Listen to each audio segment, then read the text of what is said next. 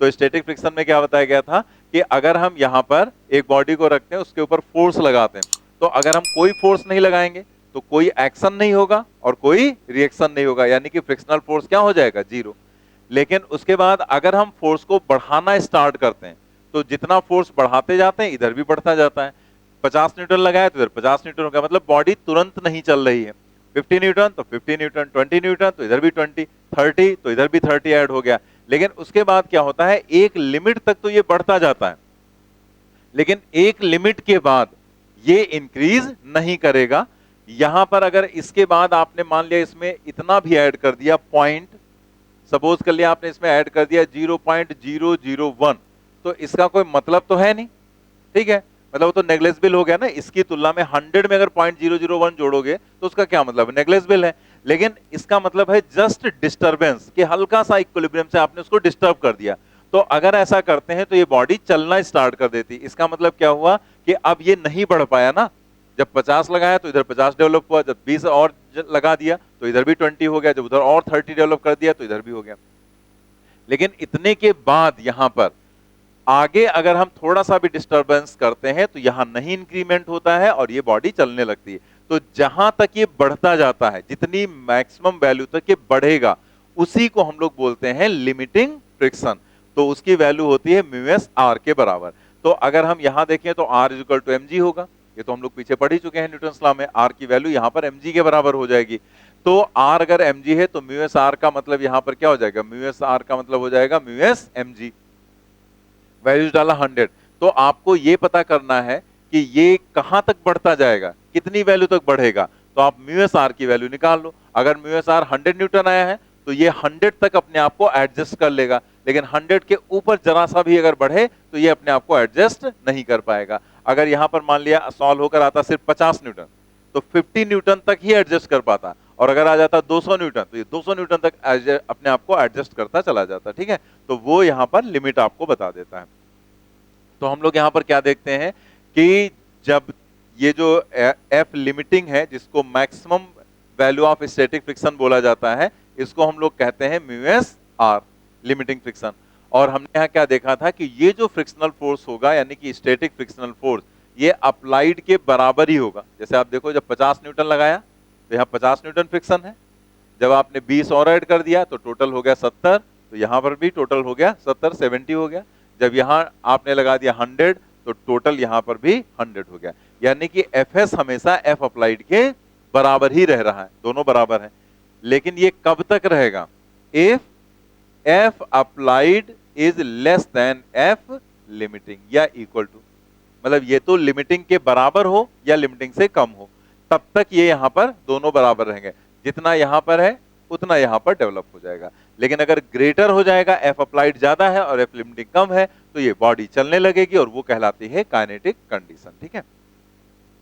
तो यही सारे पॉइंट्स यहां तक थे, तो यहां तक हम लोगों ने यहां कर लिया था, ठीक है। तो हम लोगों ने यहां तक कर लिया था। अब ये जो फॉर्मूला है ये हमें अप्लाई कैसे करना है वो हम लोग क्वेश्चंस में सीखेंगे, लेकिन उसके आगे हम लोग पहले कुछ चीजें भी और पढ़ेंगे, ठीक है। तो हम लोग आ जाते हैं यहाँ पर resultant force exerted by surface on block, या इसको हम लोग बोलते हैं नेट रिएक्शनरी फोर्स, ठीक है। तो ये नेट रिएक्शनरी फोर्स क्या है, तो हम लोग जैसे पीछे पढ़ चुके हैं कि अगर हम किसी भी बॉडी को ऐसे रखते हैं तो यहाँ पर एक, जैसे इसके ऊपर रख दिया हमने, तो यहाँ पर एक क्या होगा, रिएक्शन। लेकिन इस रिएक्शन को हम लोग बोलते हैं नॉर्मल रिएक्शन, नॉर्मल रिएक्शन ही तो बोलते हैं। तो ये नॉर्मल रिएक्शन सरफेस के नॉर्मल यहाँ पर ऐसे लगती है। लेकिन जब हम इसके ऊपर एक फोर्स लगाते हैं, अप्लाइड फोर्स, तो अप्लाइड फोर्स जब लगाया जाता है तो हमने क्या देखा था कि यहां पर और यहां पर, यहां एक्शन होता है और यहां रिएक्शन होता है, और वो जो रिएक्शनरी फोर्स होता है उसी को हम लोग बोलते हैं फ्रिक्शनल फोर्स। अब ये किसी टाइप में भी हो सकता है, मतलब ये जो नॉर्मल रिएक्शन है यहाँ पर, ये तो हर एक केस में नॉर्मल रिएक्शन भी रहेगा और हर एक केस में यहां पर ये भी रहेगा अगर वहां पर सरफेस रफ है। तो ये बॉडी रुकी हुई है तब भी ये कंडीशन होगी, और अगर ये चलने लगेगी तब भी ये कंडीशन होगी। बस चलने लगेगी तो यहाँ पर काइनेटिक फ्रिक्शन आ जाएगा, रुकी हुई है तो स्टैटिक फ्रिक्शन रहेगा। तो ये भी तो एक तरह का रिएक्शनरी फोर्स है और ये भी रिएक्शनरी फोर्स है। जैसे अगर हम कहें कि एक बॉडी के ऊपर एक फोर्स हमने इधर लगाया F1 और एक इधर लगाया, तो फिर इसका रिजल्टेंट हम निकाल सकते हैं ना, तो उसको हम क्या कहेंगे, net force acting on the body. तो बिल्कुल वही यहां पर है कि एक रिएक्शनरी फोर्स ये है, दूसरा रिएक्शनरी फोर्स ये है, तो हम लोग क्या निकालेंगे? Net reactionary force. तो नेट रिएक्शनरी फोर्स इन्हीं दोनों का रिजल्टेंट हो जाएगा, इन दोनों का रिजल्टेंट। तो उसको ऐसे दिखा दिया गया यहां पर आर नेट। तो समझ गए ना कि नेट रिएक्शनरी फोर्स टर्म यहां पर क्यों आया? नेट रिएक्शनरी फोर्स इसलिए आया क्योंकि बॉडी पर दो रिएक्शनरी फोर्स एक्ट कर रहे हैं, एक तो ये नॉर्मल रिएक्शन है और दूसरा ये जो सरफेस के पैरेलल जो फ्रिक्शन है वो भी एक तरह का रिएक्शनरी फोर्स ही है, इसीलिए हम लोग यहां पर निकालते हैं नेट रिएक्शनरी फोर्स। ठीक है, तो इसे कैलकुलेट करने में तो कोई प्रॉब्लम है नहीं। दो वेक्टर है ना, फोर्स वेक्टर क्वांटिटी है, तो दो वेक्टर परपेंडिकुलर है, और अगर दो वेक्टर परपेंडिकुलर होते हैं तो उनका रिजल्टेंट क्या होता है? Root A square plus B square. तो यहां पर हम लोग नेट रिएक्शनरी फोर्स है आर नेट, तो आर नेट को हम लोग क्या लिखेंगे? Root R square plus F square.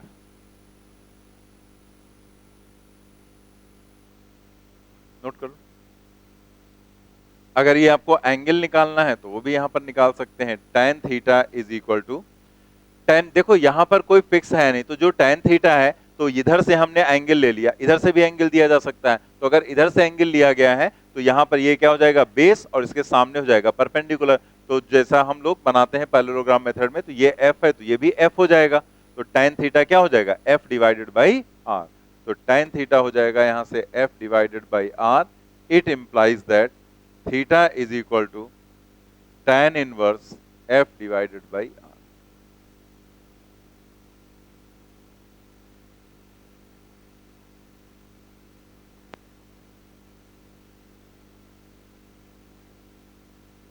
Note कर लेना आपने। चलिए हम लोग देखते हैं, तो ये नेट रिएक्शनरी फोर्स का स्पेशली आपसे क्वेश्चन पूछा जा सकता है। ठीक है, कि किसी भी बॉडी को ऐसे रख दिया गया, चीजें दे दी गई, तो आपसे कहा गया नेट रिएक्शनरी फोर्स क्या होगा। ये जो एफ अप्लाइड यहां पर है तो वो ऐसे लगाया गया, ये कोई जरूरी नहीं कि ऐसे ही हो, हॉरिजॉन्टल ऐसे लगा, किसी एंगल पर भी तो लगा सकते हैं। तो अगर एंगल पर लगाएंगे तो रिएक्शनरी फोर्स कैसे निकालेंगे? पुल करेंगे या पुश करेंगे? आपको कहां बताया गया था? न्यूटन थर्ड लॉ के बाद में। ठीक है, थर्ड लॉ हमने पढ़ा था, फिर उसके बाद वही तीन जो केस बताए थे, इसीलिए हमने कहा था वो तीनों केस बहुत इंपॉर्टेंट है।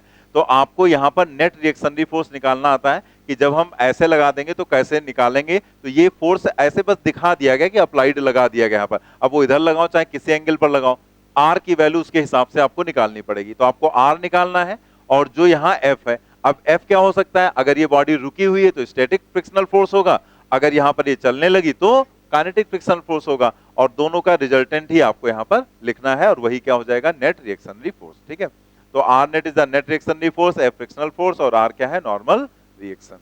आगे बढ़ते हैं, हम लोग देखते हैं काइनेटिक। तो काइनेटिक का मतलब गति से होता है, मोशन से होता है। तो यहां पर देखो, the frictional force when the bodies in contact are in relative motion is called kinetic friction.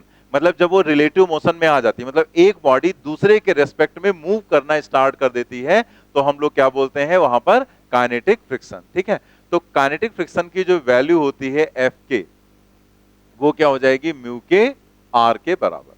ठीक है, इसमें कोई ऐसी कंडीशन नहीं, बस अगर मूव करने लगेगा बॉडी तो यही फ्रिक्शनल फोर्स वहां पर एक्ट करेगा। लिख लेंगे। म्यू एस को हम लोग क्या बोलते हैं? Coefficient of static friction. तो म्यू के को क्या कहेंगे? Coefficient of kinetic friction. लिख लेंगे यहां पर, mu k is the coefficient of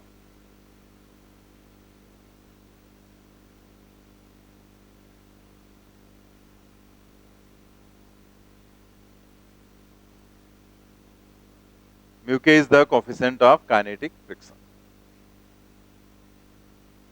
जैसे आपने कभी ये एक चीज ऑब्जर्व की होगी इन प्रैक्टिस, जैसे घरों में होता है कि कोई बहुत बड़ा सामान रखा हुआ है, जैसे कोई अलमीरा हो गया या फिर सोफा हो गया या कोई बॉक्स हो गया बड़ा सा, तो उसको जब आप खींचना स्टार्ट करते हैं, तो जब आप स्टार्ट करते हैं, जैसे सोफा वगैरह कहीं आपको सेट करना है, तो जब आप उसको खींचते हैं या पुश करते हैं, तो ऐसी कंडीशन में जब आप उसको पुश करते हैं या खींचना स्टार्ट करते हैं, तो स्टार्टिंग में आपको ज्यादा फोर्स लगता है। ठीक है, जैसे फील किया होगा कि स्टार्टिंग में ज्यादा फोर्स लगता है, लेकिन फिर उसके बाद क्या होता है? जैसे एक बार वो चलना शुरू कर देता है, फिर वो थोड़ा सा हमें आसान लगता है। ठीक है, शुरुआत में तो पुश करने में प्रॉब्लम होती है, खींचने में प्रॉब्लम होती है, लेकिन जब एक बार वो मोशन में आ जाता है तो उसके बाद ऐसा लगता है कि हम इसको खींच ले जाएंगे जहां तक बताओ। तो ये जो कंडीशन होती है, इससे हमें क्या रिजल्ट मिलता है कि अगर हम किसी भी बॉडी के मोशन को स्टार्ट करना चाहते हैं, तो स्टार्ट करने में हमें ज्यादा फोर्स की रिक्वायरमेंट होती है, लेकिन एक बार मोशन में आ गया तो हमें थोड़ा सा कम फोर्स की जरूरत पड़ती है और हम उसको खींच ले जाते हैं। रीजन जानते हैं क्या? रीजन है कि जब हम किसी भी बॉडी को स्टार्ट करते हैं तो स्टैटिक से हम जाते हैं कहां पर? काइनेटिक, सॉरी, स्टैटिक से लिमिटिंग में पहुंचते हैं पहले। फिर लिमिटिंग से जब हम काइनेटिक में जाते हैं तो काइनेटिक फ्रिक्शनल फोर्स जो होता है वो थोड़ा सा लिमिटिंग से कम होता है। मतलब जो लिमिटिंग फ्रिक्शनल फोर्स होगा, मतलब maximum value of static friction, जिसको हम लिमिटिंग बोलते हैं, वही म्यू एस आर। तो जो काइनेटिक होता है यानी कि म्यू के आर, इसकी वैल्यू म्यू एस आर से थोड़ा सा कम होती है। ठीक है, अब ये कम क्यों हो जाता है, इसको अगर आप प्रैक्टिकली समझो तो ऐसे समझ लो कि जैसे हमने आपको क्या बताया था कि कोई भी एक, मान लिया बुक आपकी फट गई, तो आपने उसके बीच में फेविकोल वगैरह कुछ लगा के चिपका दिया और फिर उसको बहुत देर तक रख दिया आपने। ठीक है, तो रख दिया तो बॉन्ड्स बहुत स्ट्रांग बन गए। लेकिन अगर आप सोचो कि आप खोलते रहते, फिर बंद कर देते, फिर खोलते, फिर बंद करते, और धीरे धीरे वो जो फेविकोल था वो सूखता जाता, तो एक पर्टिकुलर कंडीशन में थोड़ी देर बाद अगर रखकर छोड़ भी देते तो वो, लेकिन उतने स्ट्रांग बॉन्ड नहीं बनते, क्योंकि आपने बार बार उसको ओपन किया, बंद किया। तो क्या स्ट्रांगनेस आती, उसमें स्ट्रेंथ आती? नहीं आती। तो इसका मतलब क्या हुआ कि अगर जब बॉडी मोशन में आ जाएगी, तो अगर मोशन में आ गई तो फिर क्या होगा? प्रॉपर इंटरलॉकिंग भी नहीं बनेगी। ठीक है, इंटरलॉकिंग के लिए जैसे रख दिया आपने तो इंटरलॉक हो गए, लेकिन अगर आप यहां पर इसको मूव ही कराते जा रहे हैं तो ये इसके ऊपर ऐसे जंप करते हुए निकल जाएगी। ठीक है, तो जैसे यहां पर अगर वो कंडीशन डेवलप कर दी जाए, जैसे मान लिया कहीं पर आप जैसे रोड पे चलाते हैं तो वो कई जगह पर वो बना दिए जाते हैं ना, स्ट्रिप्स बना दिए जाते हैं थोड़ा सा स्पीड को रिड्यूस करने के लिए। तो आप वहां पर देखो कई बार इस तरीके से ऐसे होता है ना, तो ऐसे बना हुआ। अब इसके ऊपर से आपकी कोई भी गाड़ी, अगर व्हीकल ऐसे जा रहा है, तो अगर आप धीमे धीमे ले जाते हैं इसके ऊपर, ठीक है, तो आपको ज्यादा झटके ऐसे फील होते हैं। लेकिन अगर आप बहुत तेजी से निकाल दो, करना नहीं, ठीक है, बहुत तेजी से अगर आप निकाल दो तो उतने झटके नहीं लगते, मतलब जल्दी से लगता है ऐसे करके निकल गई गाड़ी। तो उस कंडीशन में क्या होता है, लेकिन उसके लिए सिचुएशन होनी चाहिए। मतलब ये नहीं कि कहीं भी पता लगा, वो रोड पे कई बार बहुत बड़े बड़े बना दिया था ना, हाँ, पता लगा यहां से तुम्हारा प्रोजेक्टाइल मोशन हो गया सीधे यहां पहुंच गए। तो बहुत तेज, सर ने बताया था तेजी से निकालना, झटके कम लगेंगे। वो हल्के वाले जो बने होते हैं, हम उनकी बात कर रहे हैं। ठीक है, जो बहुत लाइट बने होते हैं ऐसे, तो वहां पर अगर आप धीमे धीमे निकालो तो थोड़ा ज्यादा आपको लगता है झटका, लेकिन अगर बहुत तेज निकाल दो तो उतना नहीं फील करते हैं। रीजन क्या है? ऐसे कर समझ लो कि वो जंप करते हुए निकल जाती, या प्रॉपर इंटरलॉकिंग नहीं हो पाती। ठीक है, तो वही सिचुएशन कुछ यहां हो जाती बॉडीज के बीच में, कि अगर वो रख दिया जाए तो प्रॉपर इंटरलॉकिंग होगी, साथ में जो बॉन्ड्स बनेंगे, इंटरमोलिकुलर बॉन्ड एक बॉडी के दूसरे बॉडी के साथ में, तो वो बॉन्ड्स भी काफी ज्यादा स्ट्रांग हो जाते हैं। लेकिन अगर मोशन में आ गई तो ना तो वो एक दूसरे से बॉन्ड बहुत ज्यादा स्ट्रांग बन पाएंगे और ना ही प्रॉपर इंटरलॉकिंग हो पाएगी। तो ऐसी कंडीशन में अपोजिशन कम हो जाएगा ना, वजह से अगर उतने ज्यादा स्ट्रांग बॉन्ड भी नहीं बन पा रहे हैं और उतनी प्रॉपर इंटरलॉकिंग भी नहीं हो रही, तो कुल मिला के क्या होगा कि जो बॉन्ड रहेंगे वो थोड़ा सा स्ट्रेंथ उनकी कम रहेगी, स्ट्रांग वो कम रहेंगे, और इसलिए वो आसानी से बॉडी वहां पर मूव करेगी। तो जब काइनेटिक कंडीशन आ जाएगी, यानी कि जब बॉडी मोशन में आ जाएगी, तो जो फ्रिक्शनल फोर्स है यानी कि जो नेट अपोजिशन है वो थोड़ा सा रिड्यूस हो जाएगा, कम हो जाएगा। तो इसीलिए ये जो फ्रिक्शनल फोर्स होता है ये स्टैटिक से कम होता है। देखो क्या लिखा गया, in practice we require more force to start motion. इसीलिए किसी भी बॉडी के मोशन को स्टार्ट करने में हमें ज्यादा फोर्स की रिक्वायरमेंट होती है then to maintain it against friction, because, मतलब उसे यहां पर then to maintain it against friction. तो स्टार्ट करने में हमें ज्यादा फोर्स की रिक्वायरमेंट होती है, किसके तुलना में? उसे मेंटेन रखने में हमें उतने फोर्स की रिक्वायरमेंट नहीं होती। तो ये यहां पर हो जाएगा बिकॉज, क्योंकि इन प्रैक्टिस क्या होता है, जो एफ के होता है वो लेस होता है एफ लिमिटिंग से। एफ एस नहीं लिखा गया, ठीक है, स्टैटिक एफ लिमिटिंग से कम होता है। स्टैटिक की कंडीशन में क्या होता है वो भी हम थोड़ा सा आपको बताएंगे। तो एफ लिमिटिंग से कम होगा, तो आप देखो यहां पर अगर हम एफ के की वैल्यू रखें, एफ के क्या होगा? म्यू के आर, और उसी कंडीशन में लिमिटिंग क्या होगा? Mu S R. तो ये हमें क्या इंप्लाई कर रहा है कि जो म्यू के है वो लेस होगा म्यू एस से, मतलब coefficient of kinetic friction is less than coefficient of static friction.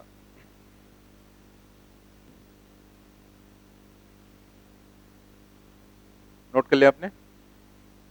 इसके बाद हम लोग देखते हैं यहां पर, तो ये ध्यान रखना कि coefficient of kinetic friction coefficient of static friction से कम होता है। ठीक है, नेक्स्ट पॉइंट देखते हैं, ग्राफ। ये जो ग्राफ है यहाँ पर, तो ये पूरी कहानी जो भी हम लोगों ने पीछे पढ़ी वो पूरी कहानी इस ग्राफ में आ जाती है, समराइज हो जाती है। तो आपको ये ग्राफ में कुछ नया नहीं मिलेगा, लेकिन उसको ग्राफिकल व्यू में सारी चीजों को याद रखना बहुत आसान हो जाता है। जैसे आप देखो, यहां हम लिख रहे हैं फ्रिक्शनल फोर्स और यहां पर हम लिख रहे हैं एफ अप्लाइड। तो आप याद करो स्टार्टिंग में क्या होता है, जैसे अगर आपने किसी भी बॉडी के ऊपर एक फोर्स लगाना आपने स्टार्ट किया, ठीक, यहां पर अप्लाइड फोर्स लगाना स्टार्ट किया, तो यहां पर जनरेट होता है फ्रिक्शनल फोर्स, ठीक। अब ये फ्रिक्शनल फोर्स किस तरह से वेरी करता है वही यहां दिखाया गया। जैसे जैसे आप फोर्स बढ़ाते हैं, तो हम लोगों ने क्या देखा था कि यहां पर शुरुआत में तो स्टैटिक कंडीशन होगी, बॉडी रुकी हुई होगी, तो स्टैटिक फ्रिक्शन जो होता है वो धीरे धीरे बढ़ना स्टार्ट कर देता है। क्या लिखाया गया था, static frictional force is self adjusting, अपने आप को वो एडजस्ट कर लेता है। तो यहां पर आप देखो एफ अप्लाइड बढ़ रहा है, स्टैटिक फ्रिक्शनल फोर्स भी बढ़ता जा रहा है, ठीक है। और बढ़ते बढ़ते, और एफ एस की वैल्यू एफ अप्लाइड के बराबर दिखाएगी, ठीक है।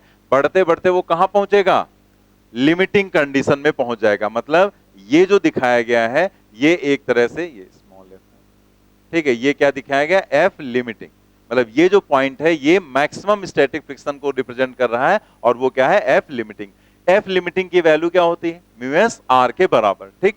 लेकिन जैसे ही हम लिमिटिंग फ्रिक्शन को यहां पर टच कर लेते हैं, उसके बाद अगर आपने अप्लाइड बढ़ा दिया तो क्या ये और बढ़ेगा, नहीं बढ़ पाएगा। और अगर ये नहीं बढ़ेगा तो बॉडी चलना स्टार्ट कर देगी, तो बॉडी में मोशन आ जाएगा, और मोशन का मतलब काइनेटिक कंडीशन। और चूंकि काइनेटिक फ्रिक्शन जो होता है वो लिमिटिंग से थोड़ा सा कम होता है, इसीलिए ग्राफ थोड़ा नीचे दिखाया गया। और देन काइनेटिक, फिर काइनेटिक फ्रिक्शन क्या होगा, म्यू के आर कांस्टेंट रहता है। फिर बॉडी पर आप अप्लाइड फोर्स चाहे जितना बढ़ाते चले जाओ, ये नहीं बढ़ने वाला, ये कितना होगा, म्यू के आर। तो अगर हम एफ अप्लाइड बढ़ाते जाएंगे, म्यू के आर नहीं बढ़ेगा, तो क्या बढ़ेगा, फिर एक्सेलेरेशन बढ़ेगा। अगर आप नेट फोर्स यहां पर, जैसे ये म्यू के आर हो गया, अब ये बॉडी चलने लगी, तो अब ये तो बढ़ना नहीं है। मान ले ये 20 न्यूटन था और ये 8 न्यूटन था, तो 20 माइनस 8 किया तो 12 आ गया। अब सपोज कर लिया ये 8 इसकी मैक्सिमम वैल्यू है, अब मतलब वही म्यू के आर की वैल्यू है, अब ये 8 तो बढ़ेगा नहीं, और इधर 20 की बजाय आपने उठाकर लगा दिया वहां पर 40, तो 40 माइनस 8, ठीक है, ये 10 समझ लो, यहां पर मान लीजिए ये 20 था और ये 10 था, ठीक है। तो 20 और ये 10, अब ये 10 से ज्यादा नहीं होगा, और ये 20 है यहां पर, तो स्टार्टिंग में नेट फोर्स 20 माइनस 10 यानी कि 10 न्यूटन रहेगा।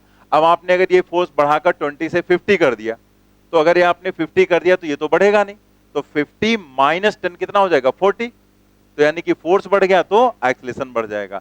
तो इसका मतलब क्या हुआ कि जैसे ही हम लिमिटिंग फ्रिक्शन को यानी कि मैक्सिमम वैल्यू तक पहुंच जाते हैं, उसके बाद बॉडी में मोशन आ जाता है, और मोशन के बाद क्या होगा, काइनेटिक फ्रिक्शन आ जाएगा, यानी कि काइनेटिक फ्रिक्शन कांस्टेंट रहेगा, तो एक्सेलरेशन उसका बढ़ता चला जाएगा। तो पूरी कहानी है ना इसमें ग्राफ में, कि स्टार्टिंग हमने किया जब एफ अप्लाइड 0 तो फ्रिक्शनल फोर्स भी 0, जब जैसे जैसे अप्लाइड फोर्स बढ़ाएंगे फ्रिक्शनल फोर्स बढ़ता जाता है, अप्लाइड फोर्स बढ़ाए जाएंगे फ्रिक्शनल फोर्स बढ़ता जाएगा, और एफ एस की वैल्यू एफ अप्लाइड के बराबर होगी। स्टैटिक फ्रिक्शन किसके बराबर होता है, अप्लाइड के बराबर ही होता है, ठीक है। और कहां तक बढ़ता जाएगा, लिमिटिंग तक। लिमिटिंग तक एक बार पहुंच गए, उसके बाद अगर आपने अप्लाइड बढ़ा दिया तो बॉडी में मोशन आ जाएगा, काइनेटिक कंडीशन, और काइनेटिक कंडीशन में फ्रिक्शनल फोर्स होगा म्यू के आर के बराबर, ठीक है।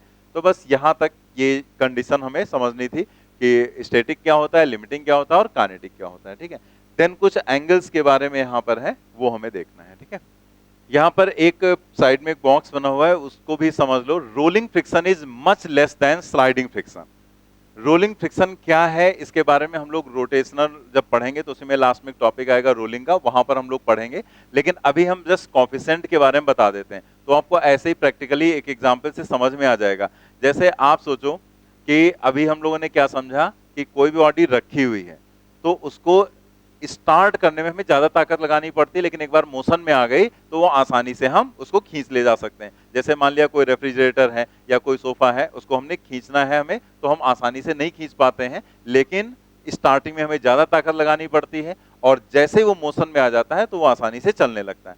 लेकिन अगर ऐसा ही कुछ हो, जैसे मान लिया रेफ्रिजरेटर ही है, अब उसको आप खींच रहे थे, यहाँ पर ऐसे रखा हुआ था, तो स्टार्टिंग में आपको ज्यादा फोर्स लगाना पड़ा, लेकिन एक बार मोशन में आ गया तो फिर थोड़ा सा कम फोर्स लगाकर भी खींच सकते हैं, यानी कि काइनेटिक फ्रिक्शन कम था स्टैटिक फ्रिक्शन से।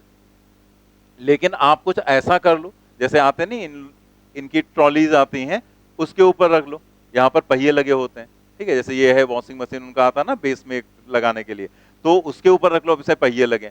अब अगर पहिए लगे हैं, अब इसको खींचना बहुत ही आसान होता है, जिसमें पहिए लगा दिया जाता है, फिर आसानी से वो चलता चला जाता है, आराम से खींच सकते हैं।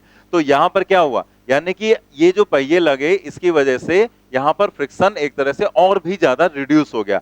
तो यहां पर आती है रोलिंग की कंडीशन। अब रोलिंग क्या होता है ये सब हम लोग आगे पढ़ेंगे। तो कुल मिला के हमें ये पता चल गया कि अगर रोलिंग कंडीशन आ गई तो ये बहुत आसानी से चलने लगता है, यानी कि इस सिचुएशन में जो फ्रिक्शनल फोर्स यहां पर होगा वो और भी कम हो गया होगा।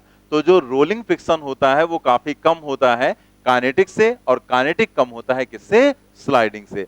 तो ये अगर कंडीशन है तो उनके काइनेटिक फ्रिक्शन, मतलब जो कोएफिशिएंट ऑफ फ्रिक्शंस हैं वो भी कम होंगे। तो एक रिलेशन आपको कई बुक्स में ये क्वेश्चन मिल जाएगा, तो ये ऐसे आपसे पूछा जा सकता है। तो हम रोलिंग को हम लिख सकते हैं म्यू आर, ठीक है। ऐसे ही less than kinetic friction mu k, और coefficient of static friction mu s. तो सबसे कम होता है म्यू आर, उससे ज्यादा म्यू के, और उससे ज्यादा म्यू एस। नोट कर लेंगे। देखो मेन तीन ही कंडीशंस हैं, अगर आप ध्यान दिए होंगे तो अभी तक जो हमने पढ़ा वो तीन ही सिचुएशन आ रही हैं कि बॉडी जो है जब तक नहीं चलेगी तब तक स्टैटिक कंडीशन होगी, और फ्रिक्शनल फोर्स क्या होगा, इसके बराबर होगा, अप्लाइड के बराबर, मतलब एफएस की वैल्यू एफ अप्लाइड के बराबर होगी। और जब चलने वाली कंडीशन में होगी तब फ्रिक्शनल फोर्स कितना होगा, म्यू एस आर के मैक्सिमम वैल्यू हो जाएगी ना भाई। जैसे यहां पर आप देखो, जब तक नहीं चलेगी तब तक यहां पर एफ एस की वैल्यू एफ अप्लाइड के बराबर, और जब चलने वाली होगी तो लिमिटिंग कंडीशन हो जाएगी म्यू एस आर, और जब चलने लगेगी तो म्यू के आर। रुको मैं लिख देता हूं, हिंदी में लिखता हूं शुद्ध। यही तीन चीजें ही तो मेन याद रखना है। जब तक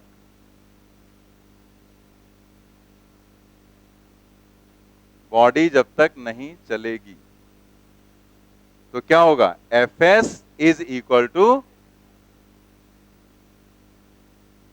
बिल्कुल जैसे लग रहा ना वो लगाते हैं ना, बॉडी जब तक नहीं चलेगी ऐसे लग। तो जब तक नहीं चलेगी F S equal to F applied, और जब चलने वाली होगी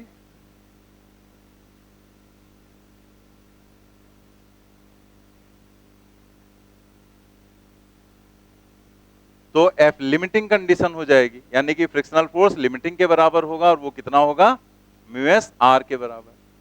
और जब चलने लगेगी तब क्या होगा,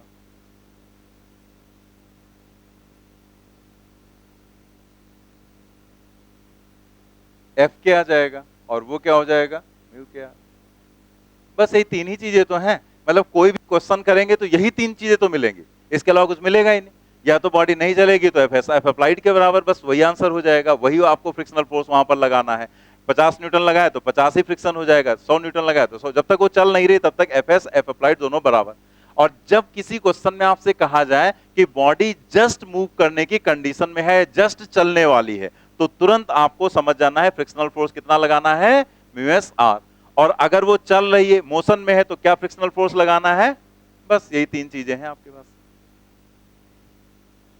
मतलब ऊपर जितनी भी कहानी बताई गई है उस कहानी में यही तीन चीजें हैं बस, जो यहां पर लिख दी गई। ठीक है, तो हम लोग आ जाते हैं यहां पर, दो टर्म्स हैं, angle of friction and angle of repose.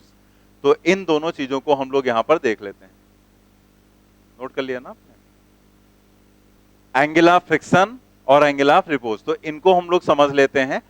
यही जो फ्रिक्शन का जो भी हम लोग कॉन्सेप्ट देखते हैं, तो कॉन्सेप्ट में ये लास्ट टॉपिक है। मतलब इसके बाद जो होगा वो सिर्फ केसेस वगैरह होंगे, कुछ ट्रिक्स होंगी, कुछ केसेस होंगे, कुछ भी है, लेकिन कॉन्सेप्ट यहीं पर खत्म हो जा रहा है कि जो एंगल ऑफ फ्रिक्शन और एंगल ऑफ रिपोज को समझने के बाद। तो आप देखो एंगल ऑफ फ्रिक्शन क्या है, इसको हमने फाई से डिनोट किया है। It is defined as the angle which the resultant of limiting friction. किसका रिजल्टेंट, रिजल्टेंट ऑफ लिमिटिंग, मतलब आपको इतना फोर्स लगाना है कि बॉडी लिमिटिंग कंडीशन में पहुंच जाए। Resultant of limiting friction and normal reaction makes with the normal reaction. अब ये चीज आप यहां डायग्राम से समझो कि जैसे ये बॉडी यहां पर है, ठीक है। अब इस बॉडी के ऊपर आपने यहां पर क्या किया, एक फोर्स अप्लाई किया। अब ये फोर्स आपने यहां पर जो अप्लाई किया है वो कितना भी अप्लाई कर सकते हैं, लेकिन उसने यहां पर एक कंडीशन लगा दी कि आपको इतना फोर्स अप्लाई करना है कि आप लिमिटिंग कंडीशन में पहुंच जाएं। मतलब हम इस फोर्स को बढ़ाते गए तो हम यहां पर पहुंच गए लिमिटिंग कंडीशन में। लिमिटिंग कंडीशन में क्या होता है, बॉडी जस्ट चलने की सिचुएशन में आ जाएगी और एफ लिमिटिंग जो है उसकी वैल्यू हमने पीछे भी पढ़ी रही, कितना होगा, म्यू एस आर के बराबर। तो ये बॉडी पहुंच गई लिमिटिंग कंडीशन में। तो जब ये लिमिटिंग कंडीशन में पहुंच जाए, मतलब यहां का जो फ्रिक्शन है वो बढ़ते बढ़ते अपनी मैक्सिमम लिमिट तक आ गया, लेकिन बॉडी चल नहीं रही, स्टैटिक कंडीशन है। लिमिटिंग का मतलब क्या है, मैक्सिमम वैल्यू ऑफ स्टैटिक। तो ये अभी बॉडी रुकी हुई, और इस कंडीशन में जो रिएक्शनरी फोर्स है वो आर के बराबर है। आर और एफ लिमिटिंग का ये हो गया रिजल्टेंट। क्या लिखा गया, resultant of R and F limiting. तो ये रिजल्टेंट, तो रिजल्टेंट जो इन दोनों का है वो नॉर्मल रिएक्शन के साथ जो एंगल बनाता है उसी को हम लोग क्या बोलते हैं, एंगल ऑफ फ्रिक्शन। अब जरा डेफिनेशन फिर से देखो, it is defined as the angle which the resultant of limiting friction and normal reaction, resultant of limiting friction and normal reaction makes with the normal reaction, इसी को हम बोलते हैं यहां पर एंगल ऑफ फ्रिक्शन। तो अगर हम यहां पर डायग्राम से देखें तो पैरेललोग्राम मेथड के हिसाब से ये एफ लिमिटिंग है तो ये भी वही हो जाएगा। यहां से अगर आप tan phi लिखो तो tan phi ये यहां तक